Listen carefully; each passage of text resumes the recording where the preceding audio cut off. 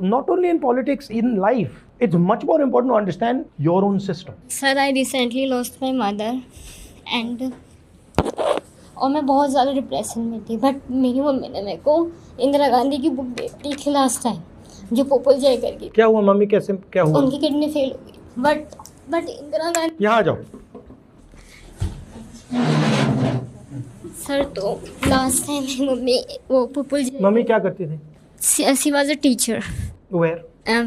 गुड़गांव में private school था, SST teacher थी। पापा अकाउंटेंट है। एंड भाई बहन कितने आपके? वन ब्रदर है, वो भी भीमराव अम्बेडकर कॉलेज में है।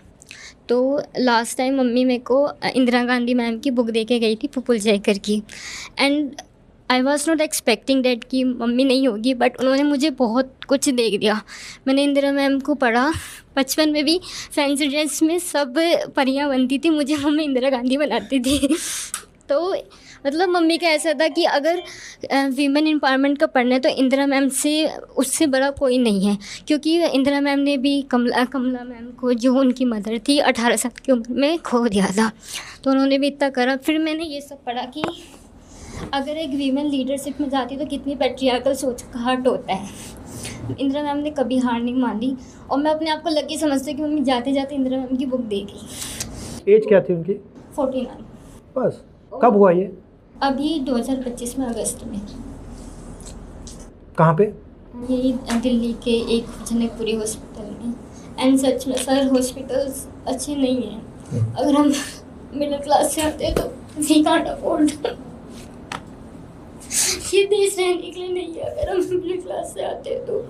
अब आप जो आपकी मम्मी नहीं है, इसको इसको हीलिंग कैसे कर रही हो तुम? मैं हीलिंग नहीं कर रही हूँ कि मम्मी की जो भी अनसीयर ब्लड है अभी तक मेरे अंदर है। I am living until my last breath says in me. और मेरी ये ड्यूटी बनती है कि मैं मम्मी की लेगेसी आगे बनाऊँ। आप अगर अपने अंदर मम्मी को ढूंढोगे, आपको मिल जाएंगी मम्मी। मेरा एक्सपीरियंस ये रहा पापा के साथ। एक टाइम पे ऐसा लगा था कि मतलब अब जी के क्या फ़ायदा, क्योंकि मम्मी ने सपोर्ट करा था। इवन अगर मैं आगे सक्सेसफुल भी होती हूँ तो मम्मी नहीं होती मेरे पास। कैसे मालूम तुम्हें नहीं होगी?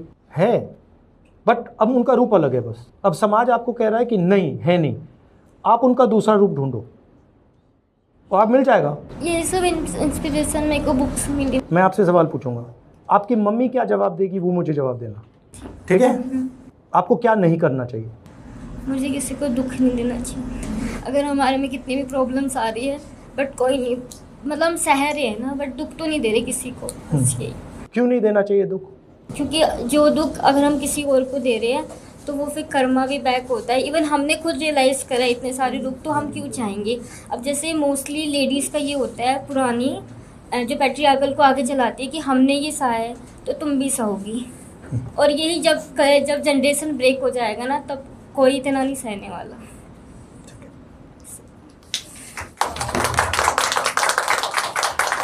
Do you think the conflict in Manipur is pre-planned? What is your take on this?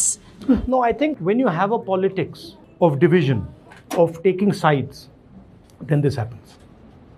But if I sit down here and I say this is my team and you're the enemy, there's going to be a fight. Yeah. Right? Whereas if I say, okay, we're all the same, let's discuss, then the chances of a fight are less. So I think definitely the politics of the BJP and the politics of vilification of somebody causes this type of a problem. So, sir, you also visited Churachandpur, right? Do you think that they deserve more than just a wall of remembrance? I think Manipur deserves peace. And I think the people who've died in Manipur and the families who've lost those people deserve to be looked after and protected. Sir, is there any suggestion you would like to make for the people of Manipur? What should we do about this? Because the state is not listening and it's been ongoing. In the end, there will have to be some form of peace. Peace. Right? And unfortunately, there's huge anger in both the communities. Right?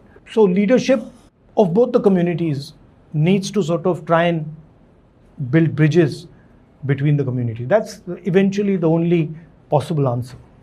So that means it's going to take a lot of time looking at how each community